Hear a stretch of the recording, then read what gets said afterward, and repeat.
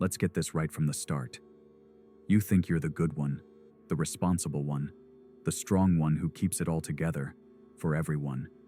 You carry the weight and do the right thing, striving to be noble, wise, disciplined, admired.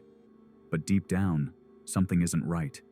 You're exhausted, disconnected, secretly hollow. Here's the truth no one tells you. The hero inside you is a trap, a beautifully disguised prison. And the more you try to be good, the further you drift from what is real. Because the hero you've built, the one you perform for others, and even for yourself, was never designed to liberate you. Every hero becomes their own villain eventually, if they don't evolve. Carl Jung faced this in his own visions. Nietzsche warned that the hero ideal must be destroyed if you want to become something greater. Not more obedient, not more moral, more free. Because there is something beyond the hero, beyond virtue, beyond sacrifice, beyond identity.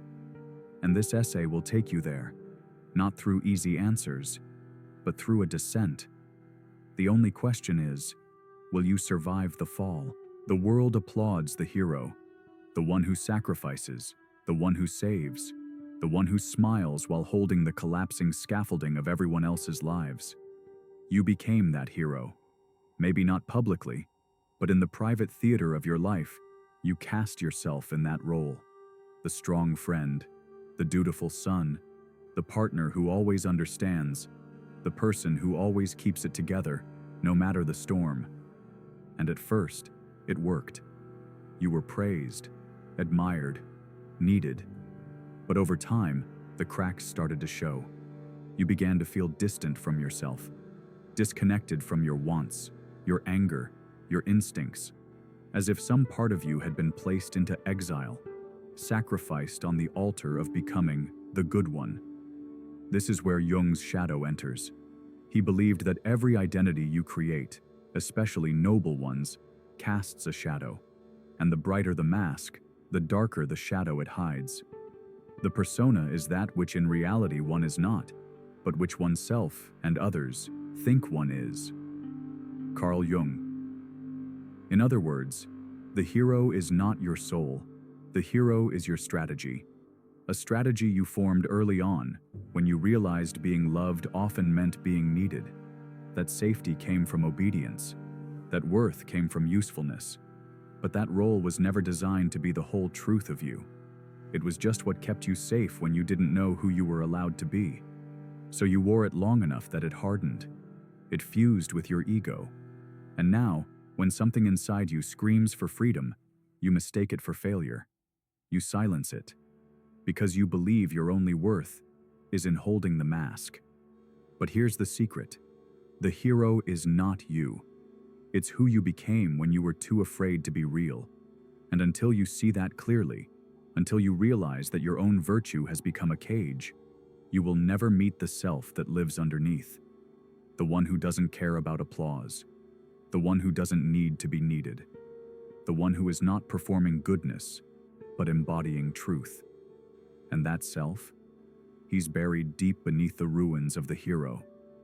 So the question becomes, how do you begin to kill the hero without losing yourself entirely? To kill the hero inside you is not an act of rebellion. It's an act of mourning. Because even though he was a mask, he still protected you. He was your shield, your strategy, your attempt at being good enough in a world that rewards sacrifice over sovereignty. So when you begin to let him die, you don't just lose a role, you lose your sense of self. And for a time, you feel like nothing at all. This is where most people turn back. Because the descent doesn't feel noble. It feels chaotic, directionless, shameful. You stop being the one everyone admires. You stop playing the part. And what rises in the silence is raw, dark, and deeply human. One must still have chaos in oneself to be able to give birth to a dancing star. Nietzsche. This is the chaos he meant. Not rebellion for its own sake, but the holy disorder that comes when you stop clinging to control, when you surrender the perfect image, when you allow yourself to unravel. Carl Jung knew this intimately.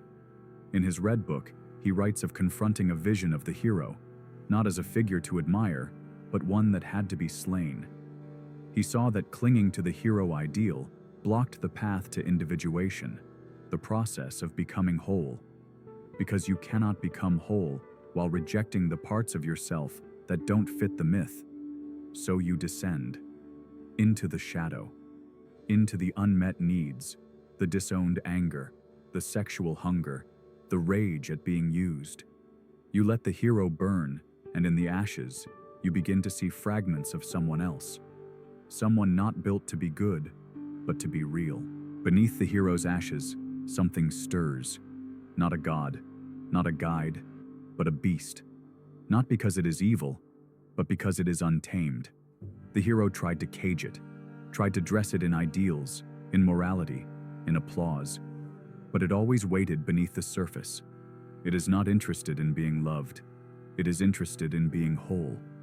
This is the part of you that never asked for permission, the part that knew what it wanted before the world told you what was appropriate to want, the part that didn't care about optics or validation or performance, the part that just was.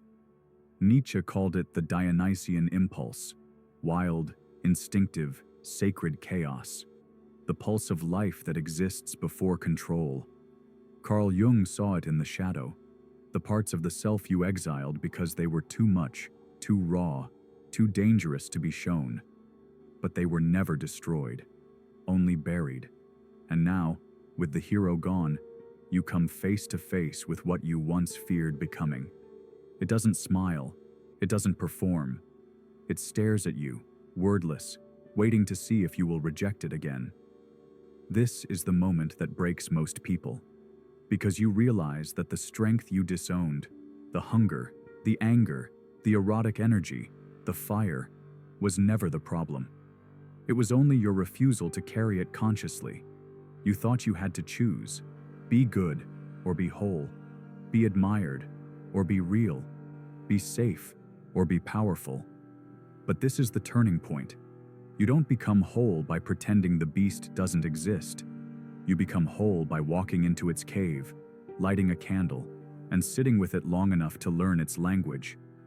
You realize the rage you repress becomes illness. The lust you hide turns into shame. The control you deny leaks into passive aggression. You've never escaped it. You've only exiled it. And in exile, it learned to claw. But the beast, when seen clearly, is not a monster. It is instinct, stripped of guidance. It is energy, waiting for direction. It is the part of you that doesn't care what people think. And that's terrifying, because you've built your whole life around their approval. To integrate it doesn't mean you act it out. It means you understand it. You don't become violent. You become capable and choose peace. You don't indulge ego. You see it, feel it, and unhook yourself from its grip. You don't abandon morality.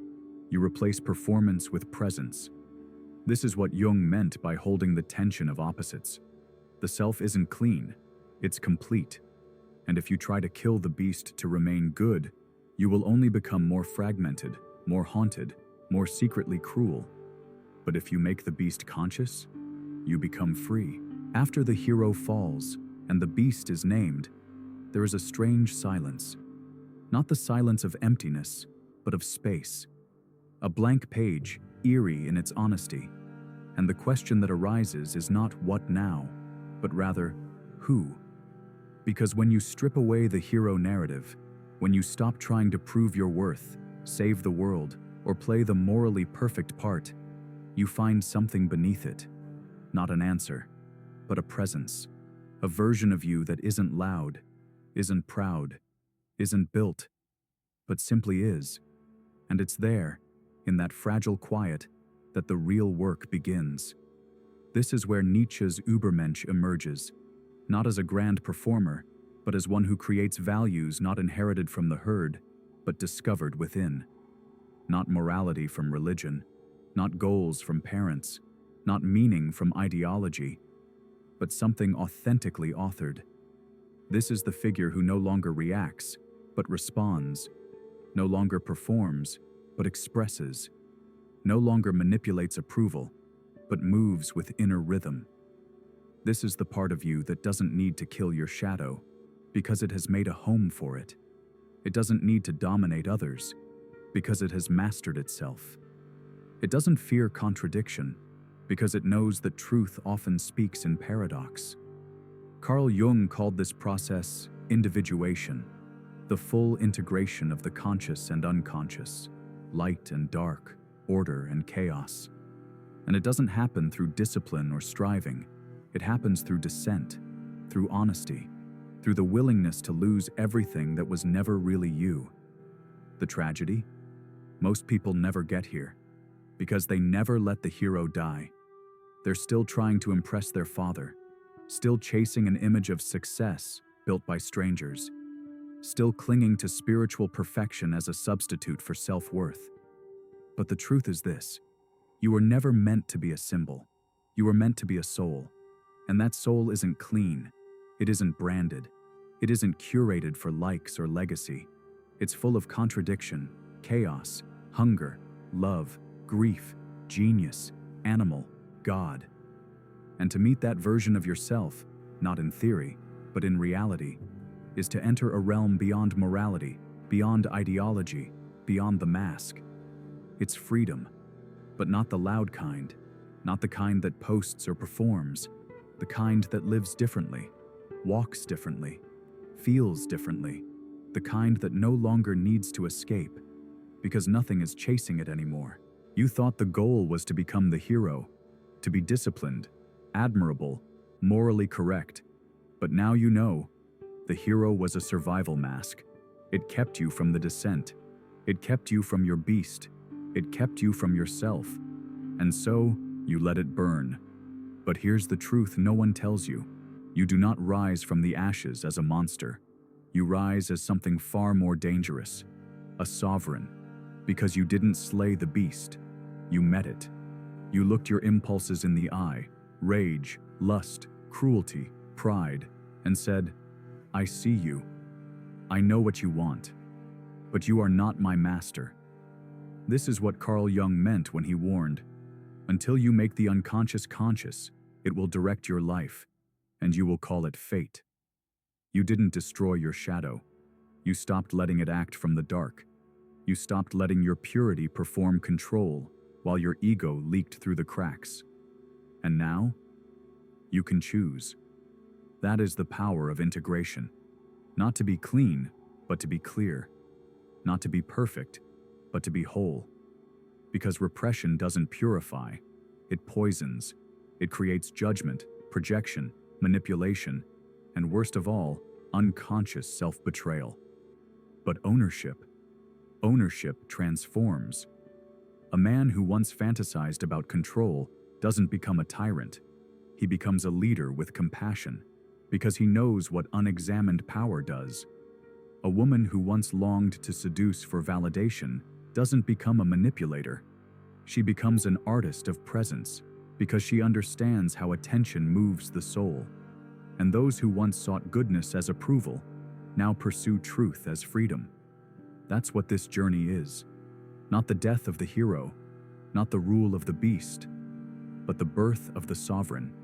Someone who no longer seeks to impress because they've chosen to express. Someone who no longer needs to dominate because they've learned how to direct. Someone who no longer needs to repress their shadow because they've woven it into their strength. No more masks.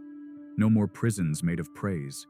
Just presence, power, clarity, and the quiet dignity of someone who is no longer at war with themselves, no longer ruled by either their inner hero or repressed beast.